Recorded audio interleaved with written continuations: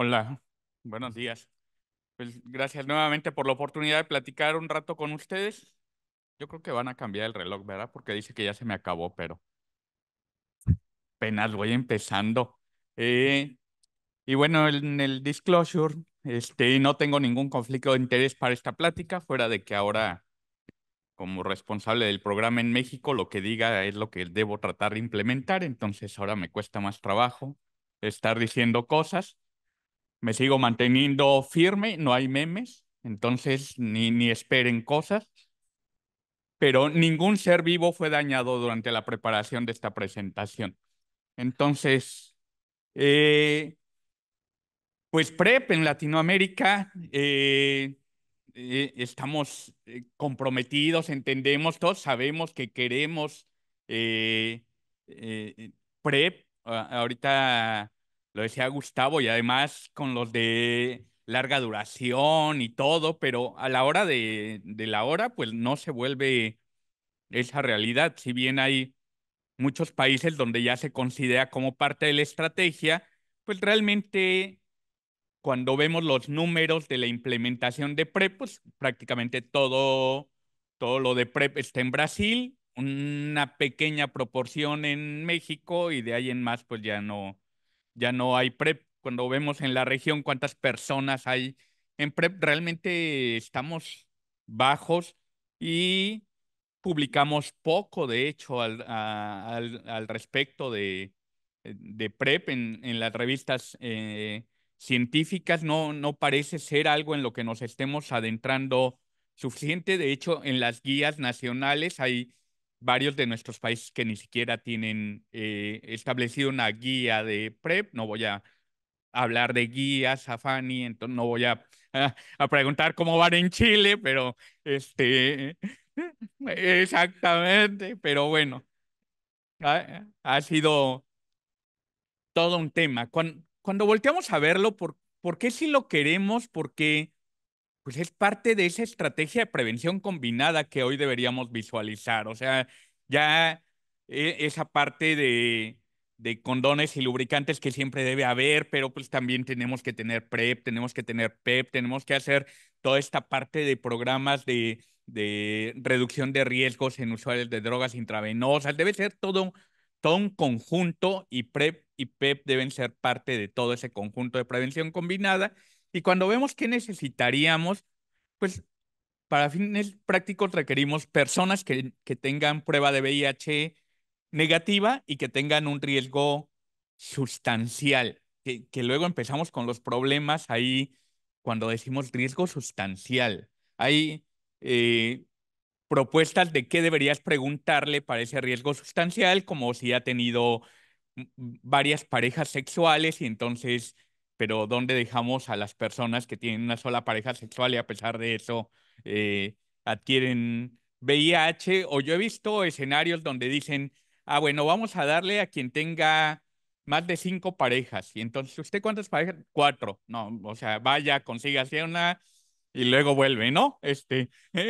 Aquí le esperamos, ¿no? Ya no se forme, ¿no? Eh, o sea, se vuelve un problema. O sea, esos cuestionarios que deberían ser solo para tener el escenario se vuelven restrictivos, ¿eh? O sea, acaban siendo como la parte de a ti sí te voy a dar y a ti no te voy a dar, cuando las evaluaciones han demostrado que la persona que se acerca a preguntar por PrEP ya hizo, esa, como cuando te vas a confesar, yo alguna vez fui cuando hice la primera comunión, nunca volví a ir, pero te vas a confesar y te dicen que pienses tus pecados antes de ir, entonces ya haces esa autorreflexión. Entonces, una persona que se acerca a PrEP ya hizo esa parte y tú sales con, no, yo creo que no, yo creo que sí se vuelve un tema.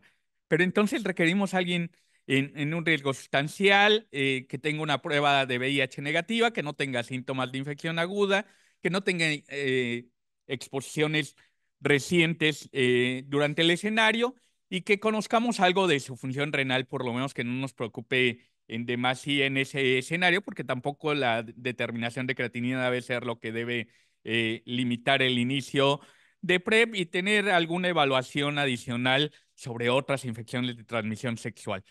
Pero entonces, a la hora de llevar esto a cabo, cuando parece que necesitamos pocas cosas, empiezan las barreras. eh, Primero, la conciencia de la necesidad, la existencia de PrEP. Ayer en la cena y tomando una copita de vino, donde se le aclaran a uno las ideas, estábamos resolviendo el mundo y platicábamos ahí como si le preguntamos, no a nuestros pares profesionales de salud, a un grupo de amigos en general, si saben de PrEP y pueden no conocer de PrEP, pero volteamos a ver a los alumnos de la escuela de medicina y les preguntas de PrEP y no saben qué es PrEP.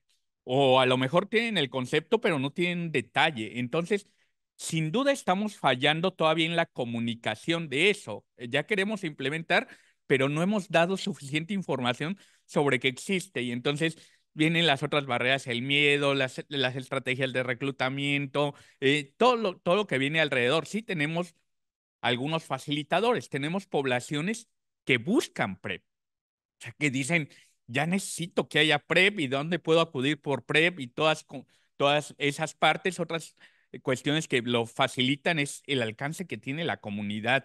El trabajo con la sociedad civil, sin duda, es algo que nos puede ayudar mucho en esa implementación. Pero luego, les decía, ahora, si yo lo tengo que pensar como un país, y entonces, a ver, ¿cómo vamos a implementar PrEP? Pues hay que calcular PrEP. Y entonces vienen hay esta herramienta de la OPS para hacer los cálculos de PrEP, pero para mí en la infancia, no sé si en otros países se usaba, había un truco que le decías, piensa un número y luego súmale tanto y luego réstale tanto y le quitas el número que pensaste y te lo adivino. Así me parecen estas herramientas, así es como una magia y te sale un número. Pero resulta que lo que le tienes que alimentar es complejo, ¿eh? O sea, por ejemplo, ¿qué proporción hay de hombres que tienen sexo con hombres? ¿Qué proporción de esos hombres que tienen sexo con hombres son sexualmente activos? ¿Están en riesgo sustancial? ¿Cuántas mujeres trans? O sea, es toda una serie de información y entonces se vuelve complicado ir documentando cada uno de esos valores para obtener las ideas, pero este trabajo así realizado con datos obtenidos de fuentes estadísticas para ver cómo, cómo correspondería, nos lleva a tener una idea de qué debería pasar en México. Y entonces tenemos como la cascada, ayer hablábamos de la cascada o el tema de diagnóstico y tenemos una barra muy alta de las personas que requerirían PrEP de acuerdo a estos cálculos. Luego, una proporción de ellos estaría dispuesta a utilizar PrEP, pero cuando vemos cuántas personas realmente tenemos en PrEP, es nada. La brecha es enorme. Nos quejábamos de las brechas en el 95, 95, 95 de la atención, pero si vemos en PrEP, la brecha es inalcanzable de plano. Es una cosa enorme. Nos falta mucho por trabajar en la implementación de PrEP. Y luego, además de los números, es ver a dónde vamos a llegar, porque ahorita ya también lo platicaban escenarios como el Purpose One, el Purpose Two, eh, son poblaciones diferentes y está muy importante que lo hayan desarrollado de esa manera porque son contextos diferentes. Y entonces el PrEP que hagamos en una población no es el mismo que en otra por muchas condiciones. Cuando volteamos a ver adolescentes y adultos jóvenes, ayer ya lo habían platicado un grupo que visualizamos con alto riesgo. Por ejemplo, este trabajo realizado por Santiago Ávila en México, que estudia redes de transmisión, evalúa a los adultos jóvenes, a los adolescentes, predominantemente metidos en clústeres.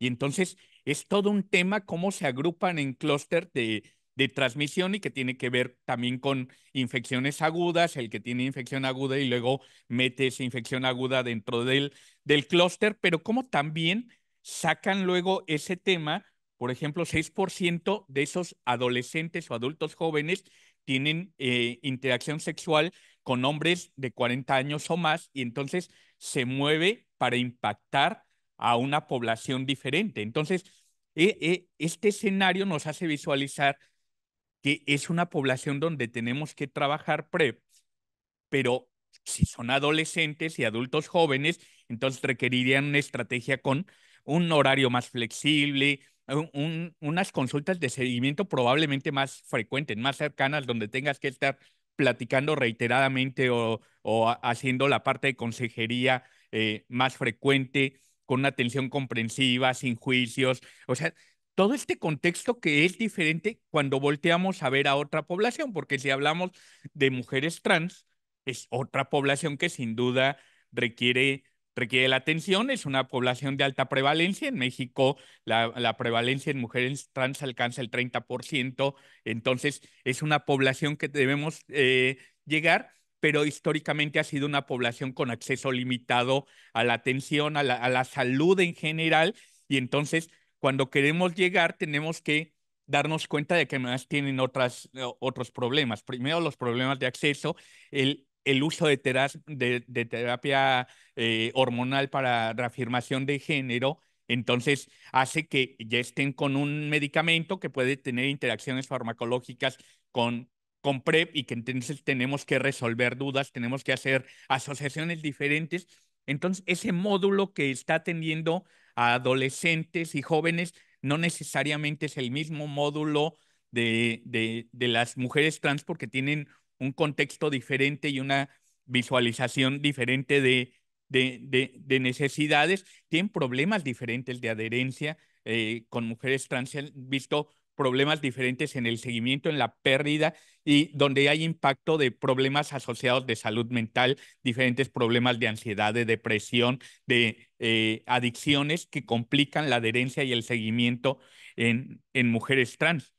Pero luego si volteamos a ver mujeres cis, que luego no aparecen en las estadísticas, no aparecen en los estudios, por eso decía, cuando vimos Purpose One, dicen, vaya, hasta que dedican uno, porque de por sí las mujeres no se perciben a sí mismas en el riesgo y entonces el personal de salud luego no las percibe en riesgo. Ayer yo comentaba, en las mujeres embarazadas no se les ofrece una prueba de VIH porque el médico considera que ya no tiene riesgo, o sea, pues nomás está embarazada, ¿no? O sea, eh, es todo un tema, es todo un tema. Entonces, este asunto de cómo llevamos, cómo acercamos el PrEP a mujeres cis, eh, lo vemos visualizado en escenarios, por ejemplo, estos datos de lo que ha trabajado en la Clínica Condesa, que de por sí tenemos eh, poca amplitud de PrEP en México, pero si en México vemos PrEP, prácticamente todo lo que ha trabajado la Condesa, que ha trabajado Andrea en México, si quitáramos eso, nos quedamos prácticamente sin nada. Pero cuando vemos cómo han impactado las clínicas Condesa o las asociaciones civiles que participan con la clínica Condesa y las poblaciones a las que se han acercado, nosotros podemos ver en mujeres cis, vean los porcentajes a dónde llegan, ya sea mujeres con pareja serodiscordante, mujeres cis que hacen trabajo sexual o mujeres que han sufrido violencia en su domicilio, violencia de sus parejas. Vean, realmente el acercamiento es muy poco. El acceso que tienen las mujeres cis a estrategias de PrEP se ve limitado. Entonces, es un tema. Cuando vamos visualizando todo este escenario, vamos viendo que requerimos diferentes contextos en esa implementación. Son más allá de los números, es las diferentes situaciones donde necesitamos verlo. Entonces necesitamos una estrategia notablemente más amplia, notablemente más cercana, notablemente más accesible. Y les decía, por ejemplo, cuando vemos mujeres en situación de violencia que se han podido acercar a un servicio de PrEP, representan el 0,1%. Sin embargo, encuestas de prevalencia de violencia hacia mujeres mayores de 15 años en México, les preguntan si han sufrido violencia. Los números varían de acuerdo al año entre 41 y 49%.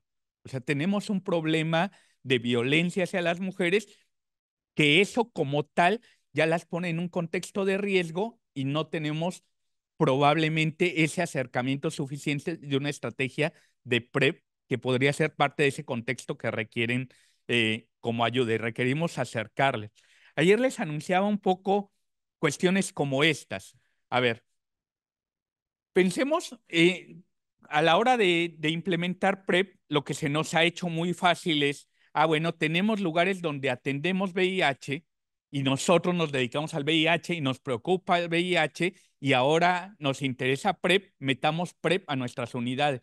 Sí, pero, o sea, el llevar el PrEP, la parte de prevención al lugar donde estamos dando atención probablemente no sea la mejor estrategia. Primero, los lugares son muy limitados, y eso ha sido un problema en la implementación. Cuando tú lo limitas, vean nada más este mapa para referencia rápida, este es Chiapas, en la parte sureste de México, y entonces están mapeados los niños, niñas y adolescentes que tienen VIH en Chiapas.